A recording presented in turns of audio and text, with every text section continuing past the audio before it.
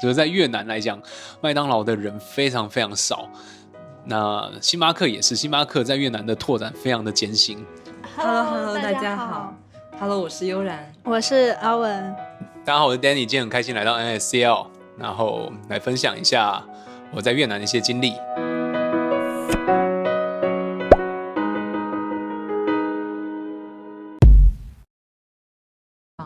想请您分享一下大概越南的宏观的情况以及说您在那边生活这么久有什么不一样的经验呀或者视角分享给大家。好的，我分2个部分来讲哦。第一个部分我讲生活上，第二个部分我讲工作上。那基本上这也是大家所比较关心的嘛，毕竟对越南来讲，会想要去那边生根，都会从这2个面向开始着手。那生活上来讲的话呢，越南地处于中南半岛南亚地区，但是他们文化上是属于东亚文化圈，也就是说呢，我们讲中南半岛中南半岛就是柬埔寨、老挝、越南还有缅甸，那这属于南亚文化圈，可是越南他们自己认为他们是东亚文化圈，就是说他们跟我们，然后日本、韩国、越南，这是属于东亚文化圈的一个范畴啊。对，所以文化上来讲是比较偏向我们。对，包括他们的越南文，越南文当然因为法国殖民统治之后，把它改为法国文字的拼音，但是它的很多用词用语都跟我们现在的广东话或者是中文非常的相像。对，这也是一大特点。对，那所以呢，我刚刚是讲文化面，那再来是生活面。生活面包括食物、饮食、交通，其实也都是更偏向我们熟悉的文化圈的。如果我们跟其他的南洋文化圈相比的话，它是更贴近我们的所属文化。对，那另外一个面向属于工作面。工作面其实我们可以分几个阶段来看哦。早期来讲，越南大概1980、1990开始有外资进驻，那个时候大部分都是属于制造发展的进驻。那个时候会去的人大部分是什么？大部分是一些工厂的厂干会跟着过去，所以外资部分工作机会大部分都是在工厂内部。那一直到了2000年左右，到2010年这段期间，其实都是工业蓬勃发展。那10年之后呢，越南的显著发展大概在13到17、18。一直延续到现在，那就有很多相继其他的产业进来，包括金融，包括咨询，包括我们所谓的创投或者是外资，也都在这段期间疯狂的涌入越南。对，包括我们比较所熟悉的华平资本，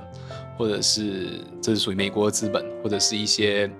香港资金，比如说高 Capital， 它也在那边有很多的投资。那当然，他们本地有很多基金资本也在进行所谓的投资。所以说，当地的不管是资本圈、金融圈，还是说相近的外资涌入，其实都是非常的多的。对。我也比较好奇，像在越南的线下的消费的生活场景是怎样子的日常？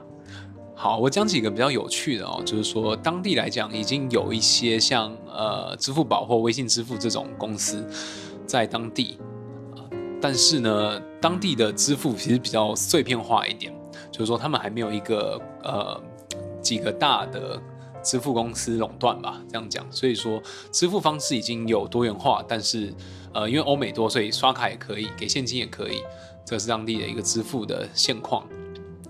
那再来是交通，我觉得交通刚去的人都会比较不适应哦，因为当地的大部分的交通工具是摩托车。那4个人在那边，第一件工作之后第一件事就是买摩托车。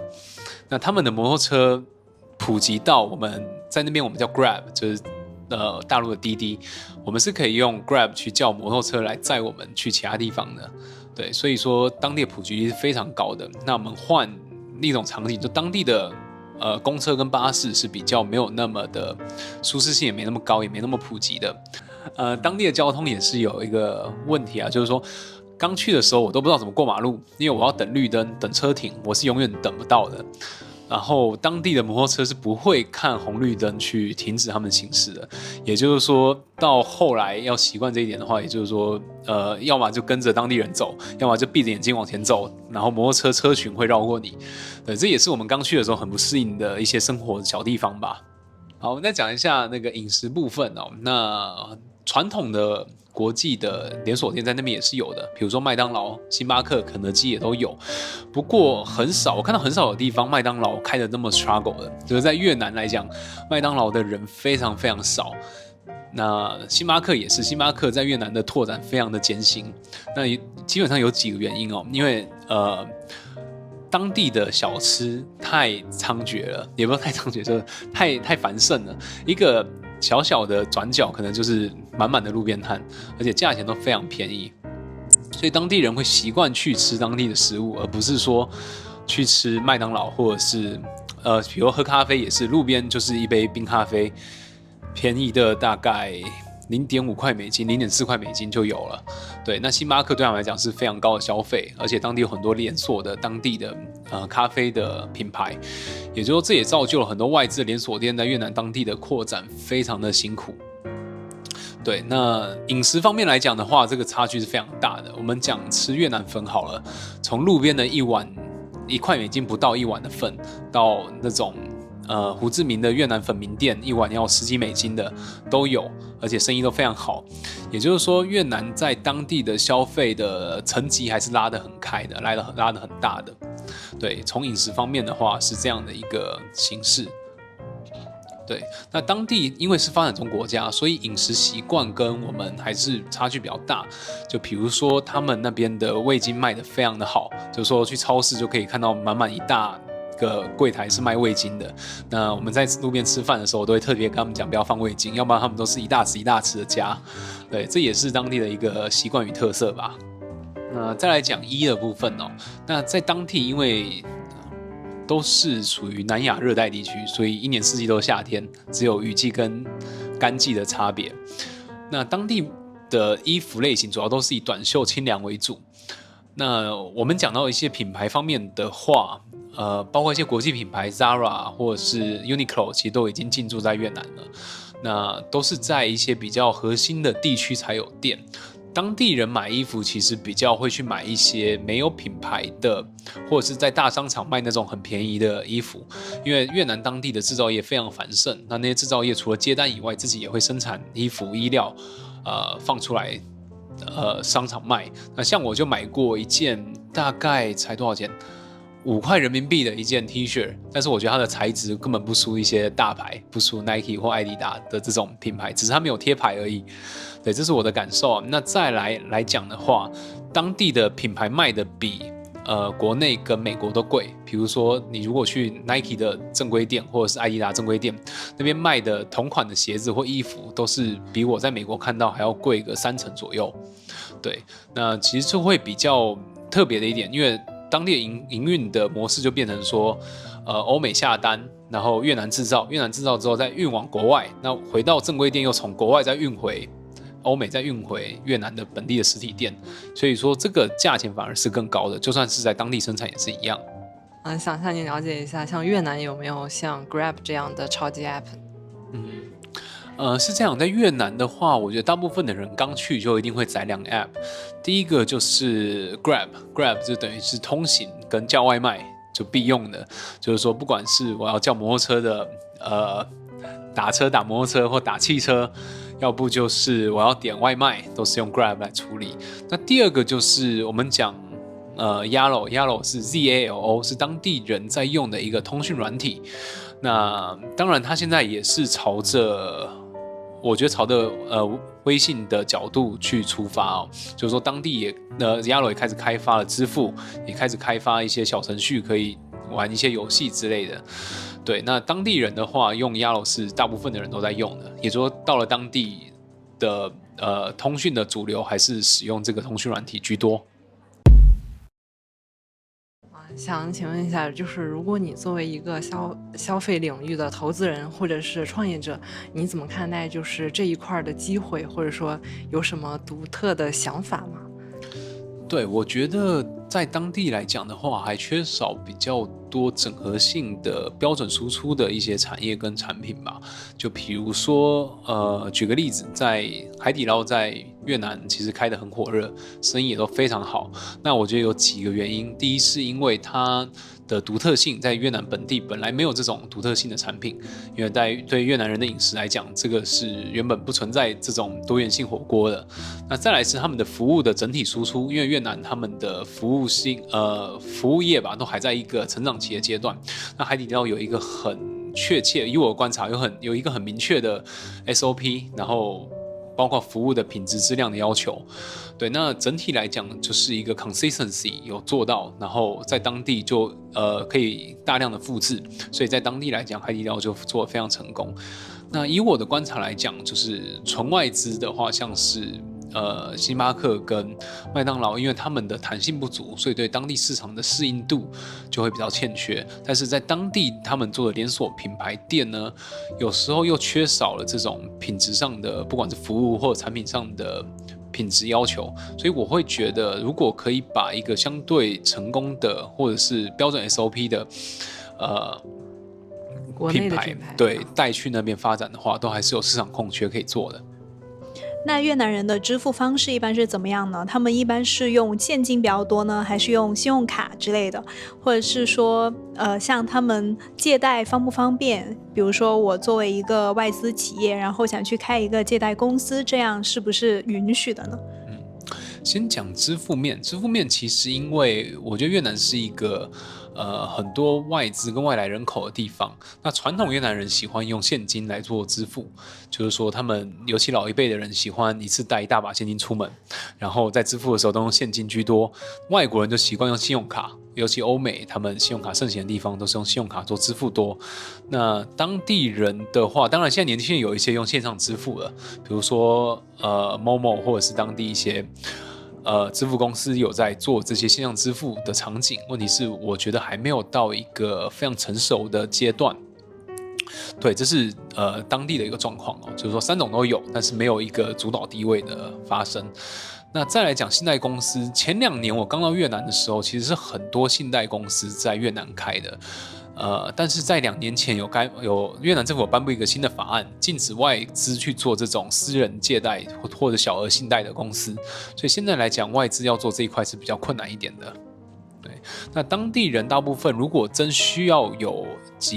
现金急需的话，比如说像越南，我认识有一些人，他们摩托车被偷了，那摩托车都是他们的最必要的人生工具，那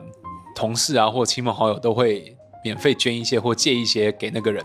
让他先买着，未来再还。就说他们私底下的这种个人借贷关系还是非常强的，像是比如说有一个年轻人要买房，他也会跟各亲戚或朋友各种借完之后，未来再去还。所以这种以人情关系的借贷行为发生的还是比我们传统认知的这种银行借贷更多一些。刚才您有推荐了一下在消费领域，作为一个创业者可以去创业的一些领域，那您还可以给我们推荐其他方面的吗？其实我是这样看哦，因为很多人都说越南现在的状态是20年前的中国，就是说现在来讲还是属于一个蓬勃发展期。那我觉得广一点来看的话，我们可以回头去看20年前，就是大概是2000年初到现在。在中国地区，什么东西红了，什么东西有成功，我们就可以思考一下，放到这个新兴市场怎么去做。因为越南它有几个特点，一个是它的量体小，跟大陆比起来，它才1亿的人口；二是说它因为有外资的进入，所以某方面来讲，它成长又非常的快速。所以说，我觉得我们可以思考跟借鉴过去成功的案例，然后去平行比较，放在这样的时空背景之下，能不能去成长茁壮？或者这是一个切入点。您觉得越南未来为什么会诞生独角兽呢？我觉得我们可以几个面向来看哦。第一个就是我一再提到的一些基本面。基本面来讲，就是我们讲人口数现在将近1亿，在未来的10年一定超过1亿。人口基数是一个很大的利好，再来是它平均年龄低，它平均年龄现在32岁，所以人口红利跟人口基数是2个很大的诱因。那再来讲的话，我们平行比较，就是说越南的整个消费升级是诞生在2010年之后，它的改革开放真的成熟期是在1990之后，但是90年到2010年这个20年期间，其实基本上社会的成长程度是比较低的，所以像我跟一些老台商或者是一些比较早去的一些前辈吧聊天。那我们都会说，其实你来的时间很好啊，20-30年前就去了，就开始做生产了，那这个红利期都拿到。那他们都会想一想，然后跟我讲，他说我来的有点太早了，就是真的在发展也是近10几年的事情。也就是说，真的消费升级也是发生在现在。那消费升级就会带来很多样的机会，所以这个我觉得人口基数吧，还有年龄跟整个消费升级的需求，就会造就本体对于整个独角兽怎么讲，对于企业的期待跟需求变高，那很容易就出现整合型的独角兽出现。对，那再来是外企的部分，因为越南的外资占的他们国内生产的大部分嘛，所以外资其实他们的经济的中心支柱吧，可以这样子讲。那这会不会造就未来越南的人才培育或者是人才的供给更加多元化？我觉得也是会的，因为其实我们以历史来借鉴好了，最早期的越南的工业发展的裂变其实是出现在鞋业，就是最早期的2大鞋业宝元、宝成先到越南落地。那越南落地了之后呢，有很多跟去的干部。那跟去的干部呢，在那边做久了之后，会发现其实这几个鞋厂有其他的需求，不管是上下游供应链，或者是横向的一些支持的供应链。那他们发现这些需求之后，就跳出来自己成立一些小工厂，专门供给这些鞋厂、鞋业。那这些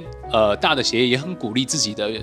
干部跳出来，自己成立自己的公司，也成立一些支持。那这些人就成为第一代的工业的成长的裂变，也就是第一代人才的出现，其实是在那个时候。那现在来讲，因为各国外资，尤其欧洲跟欧美跟东亚、日本、韩国很多外资都在